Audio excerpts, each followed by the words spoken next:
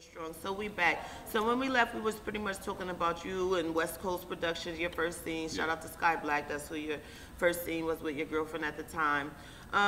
Let's talk about you being the most motherfucking contracted black male. I don't even know if it's a black male thing. I think it's just a fucking full male thing, period. And Rico, you are the most. I'm not about to hold nothing back in this interview with you. I'm gonna give you your accolades, and we're gonna get into some motherfucking tea. You are the most contracted male in the industry, period, in the history of porn.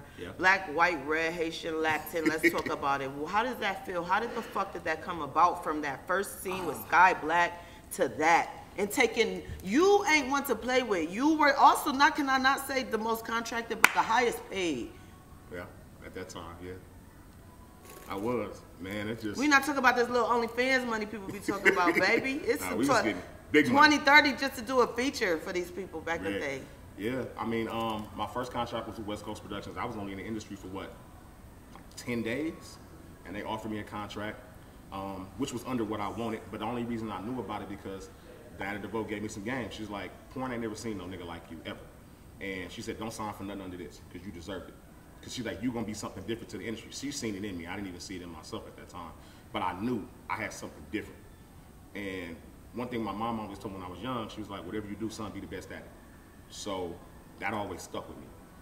So my first contract, I signed with West Coast. It was 14 scenes a month. Basically, it was $120,000 for the year. You know what I'm saying? I got a $5,000 signing bonus, and I would get $5,000 on the first, $5,000 on the 15th. Like accounting. You feel me? And I had $500 per diem a day anywhere I went and traveled. They would always pay for that.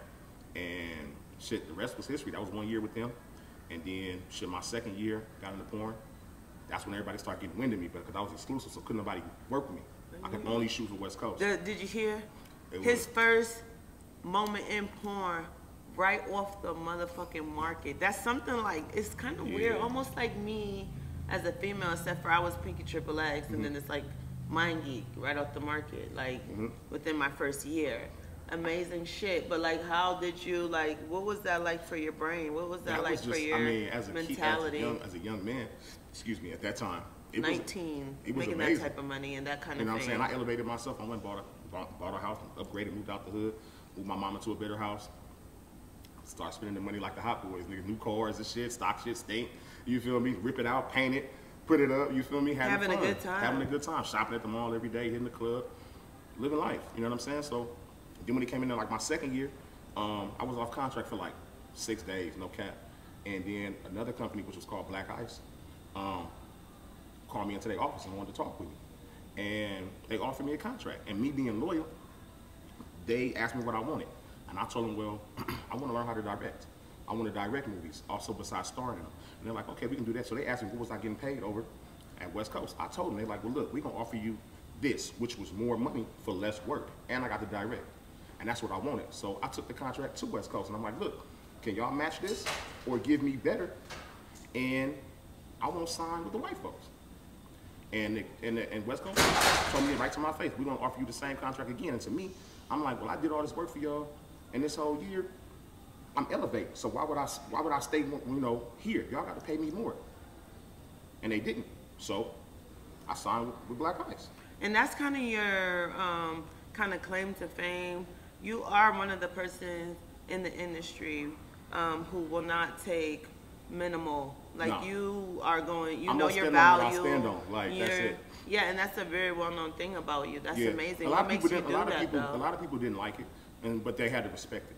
You feel me? Because I'm the nigga that's gonna say no. Like, oh, that ain't enough. Oh, well, I would always hear bullshit sometimes. Like, oh, well, we gonna pay our male talent $600. I'm like, well, then I'm not your male talent. Because they can't do what I do. They don't look how I look. So my rate's $1,200. So when you get that, call me back. In majority, about 90% of people, they'll wait a day or two. They'll call back and book me. And then when I come and knock out the scene, they like get that nigga whatever you want. We see why you want what he want. Right. You know what I'm saying? And then, like I said, my second year I got to Black Ice, and that's when I got to direct my first movie. And guess who the first person I put on that motherfucker? Sky Black? No. Pinky? Pinky. I take my little claim to fame. You guys have a very close, and she was very fresh. Nice relationship, wow. Very, very brand new to the industry. She only did like maybe 1 or 2 scenes. And I just seen her look, and I loved her. And I met, you know, Jay. And I'm like, shh, me being for the culture, I like light-skinned women. I'm like, shit, red bones. So I did a movie called Rico Strong's Red Bones. And who was better to put on that cover than I know that shit did Pinky crazy. with the red hair. You guys are amazing. And I threw her on the cover.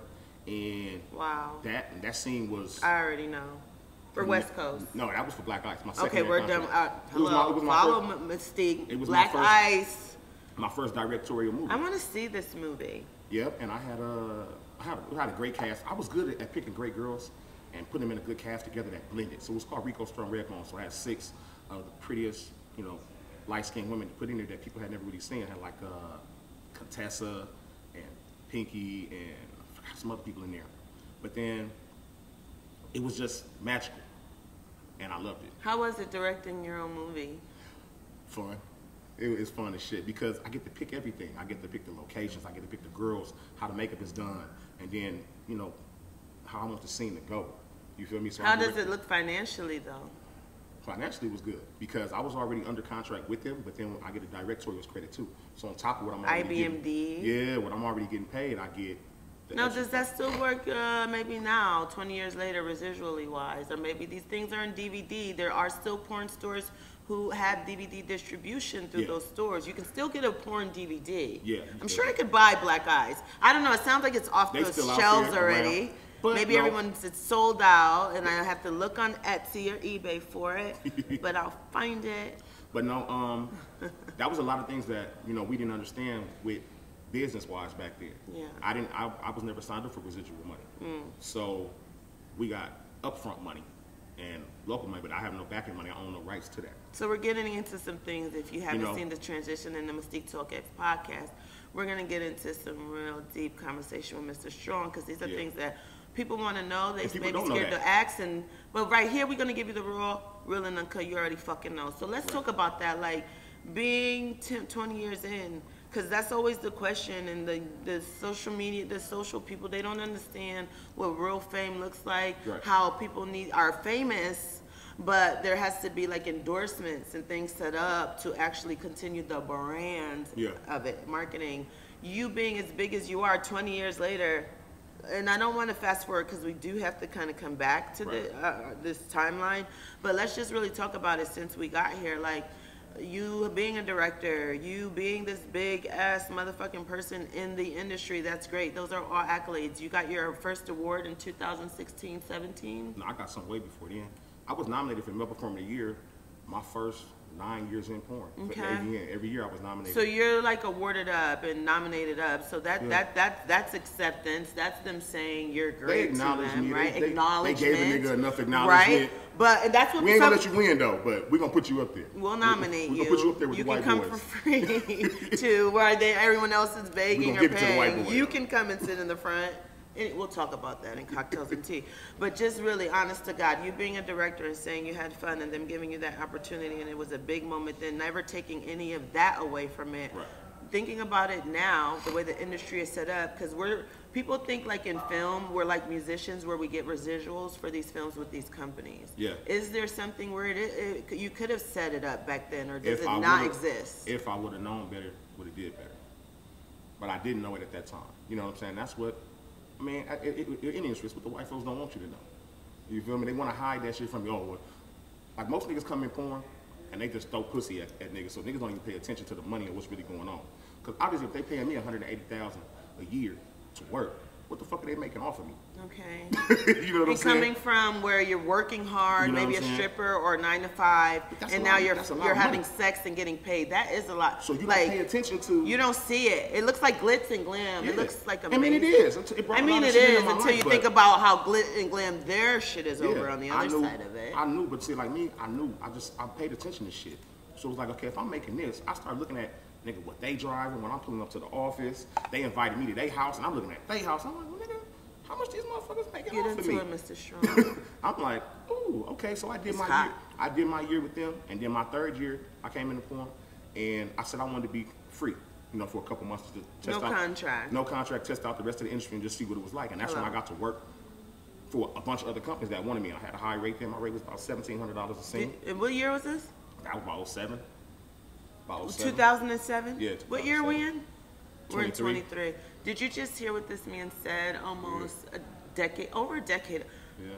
To a 1,700. It doesn't sound like a lot, but let me tell you something. To male performers? With male performers industry, the way this matrix is set up, those are performer rates now, and they're millionaires on OnlyFans.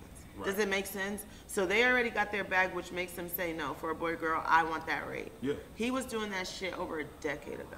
Right. I was like, no. Like, I understood what I brought to the table. What the fuck? If you put my name on a box cover of that, people automatically gonna buy it and sell out. And that was a big thing. Let's talk about that. You on your box cover game is crazy. Yeah. And that was like another accolade. Like you being, box cover was like, I need to be on the box cover. Like how people say I need to get a Grammy or a ring for playing basketball. I don't know. Yep. In porn, like box cover. Box cover is the it thing. It's like being on the cover of a magazine. They pick it up and say, oh shit, he in there or she in there. We did that. And it was like, I got to mingle with a lot of different companies back then. That's when I got to start working for Dog Fart and Black Market and all these other things and other endorsement deals. But then that's when it came about when I got my biggest contract ever, and it came from Red Light District, Platinum X. They called me into their office. Distribution deal, ownership deal, and with an actual contract. But they offered me $250,000 for the year. $250 a year. And they gave me my own office. I had a 24-hour access to my own office, and I ran my whole program. They gave me a budget of $20,000 for a movie. I got to direct 2 movies a month. And that's when I started a company called Filthy Rich Productions, and that was with me and my ex-business partner Ethan Hunt. And this is when I knew I had real control of power with my dick, because when I went into their office and I sat down, they was like, "Oh Rico, so what was you getting over there?" Like, "Oh, Woo 180," and I'm like, "Yeah." And they're like, "Okay, well, we want you here. We want you to sign you to a non-exclusive contract." Negotiating power. And I'm like, "Okay, well, what you offer me?" So they said, "Okay, we can give you this with this office with that. Okay. And we give you your budget. And anytime you work for another director in here in this company, you're still gonna get your full rate. I love it. And director's credit." And then I was like, And then that's when I said, I know I got power. I said, "Okay, you want to sign me? Well, you got to sign him too." So I made them sign my homeboy. Look, I love this so much. That's when I knew I had nice real dick power. I was like, "Well, you want me? You got to sign him too." And they were like, "Let's go." He's my production manager. He runs all my camera. He does all my editing. He does all my bookings. So you sign him too. And it was like, boom. They signed him. They said anytime he shows his face in the camera, you get an extra $500. So then a lot of times he could pop on camera on top of, I was paying the nigga $3,000 a month just to be my assistant. But every Friday, nigga, my check was sitting at that front desk office with $6,800 every Friday, no matter what, if I worked or not. And that was my favorite deal because I had freedom to, I had my security, you know, a base of work, my stability, and then I got to pick out all the girls that I wanted to shoot. Be creative with my mark. And that's when my first movie I did there, I discovered Maya G. A lot of people don't know that because Maya G was my girlfriend. Wow. I was dating her at the time when I was. You put on a lot of love. I put on. Love made you like Sky did you. I was playing semi-pro ball for the California Dolphins. I was still playing football at this time too, as I was working. And I was dating at this time was Maya G, but she wasn't nothing involved in porn. Yeah. And you know, after a while, you know, came around. I'm like, "Well, shit, why don't you just do a movie for me? I'll put some money in your pocket." Sounds like Sky Black. This sounds like fucking. And I did a movie called, my first directorial movie at Platinum X was Rico Strong Bikini Booty Bounce.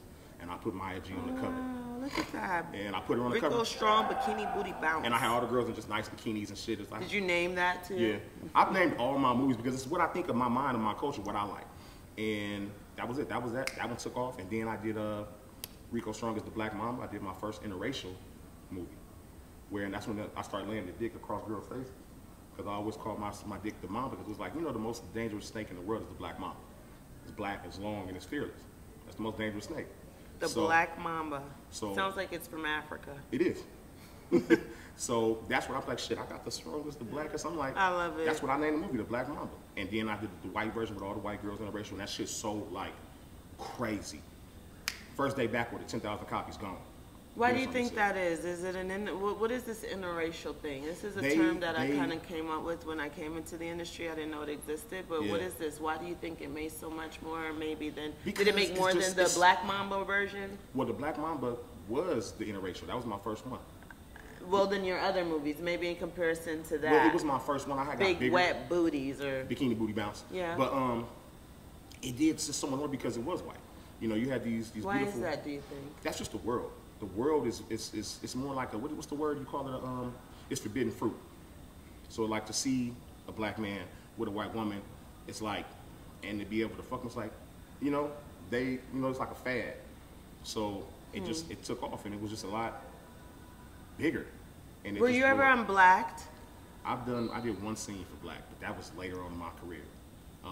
With that being said, how'd you feel about that, shooting for them? Knowing it was they are based upon. They're phenomenally a great company, but it just wasn't. I'm more of a gonzo performer, straight up, like hardcore, straight to it. They're more featuristic type style people. But that's the shooting style. But the whole idea of Black is black men and white women. I didn't like being on set 17 hours. I just didn't like that shit.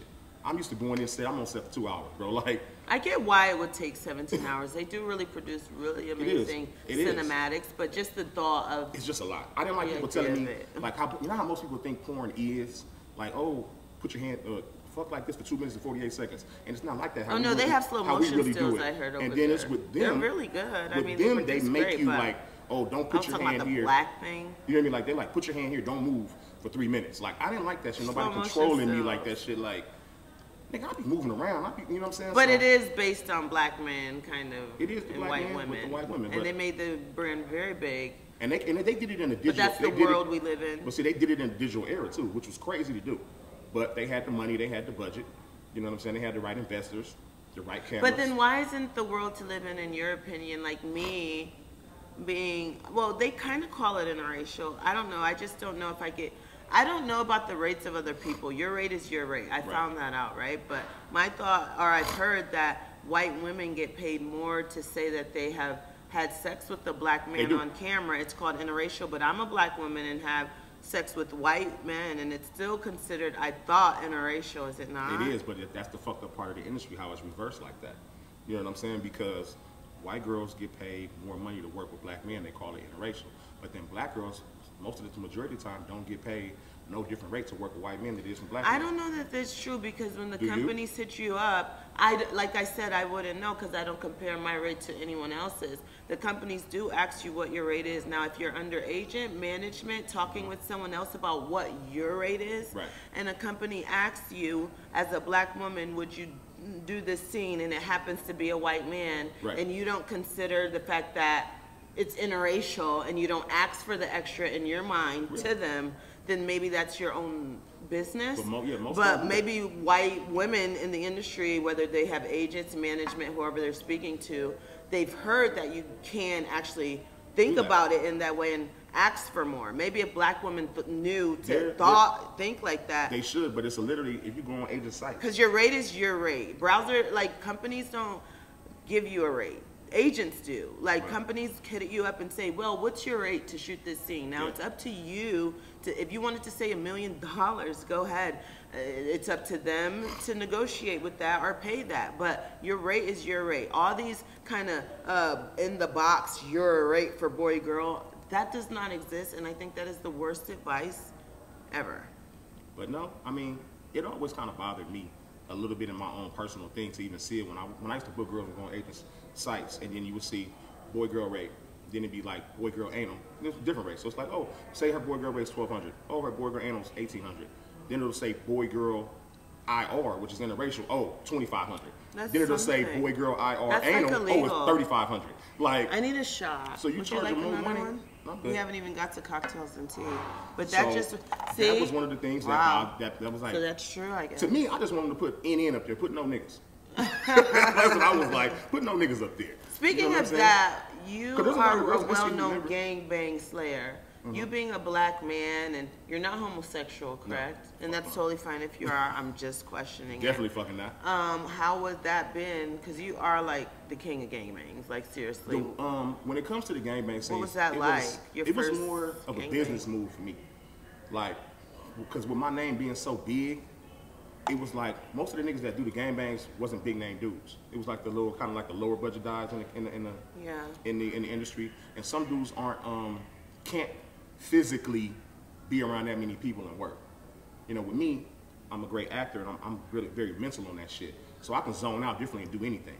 So it was like with me, I looked at it as a business move like this. Well, shit, if the other big name dudes won't do the gangbangs, I'll be the star and go into the gangbang. You're like the king of them. And it'll be like 4 or 5 other dudes, and I really just be pumping them niggas, going, nigga, get in there, woo woo. What you see on film, that's why I say you're the king. That's why the media says you are. What makes you so comfortable being a heterosexual male in a room with other dicks and you still able to slay the scene. Because you know what thing with me Like is, like I that. said, with me I controlled it more, so I really didn't look at it as other dicks around me because they're not touching me.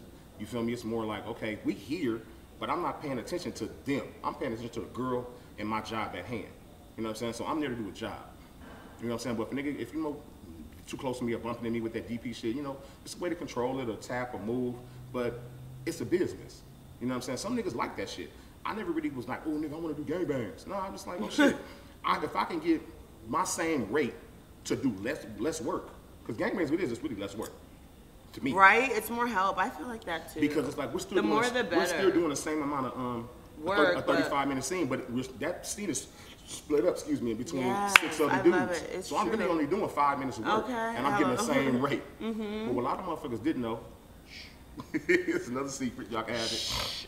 It's a secret. Don't tell anybody. Don't tell nobody, but niggas, they had gangbang rates. So like, because the That's directors even feel like, oh, because there's more people here, you're doing less work, so they want to pay you less money. Really? It's not like that for a girl.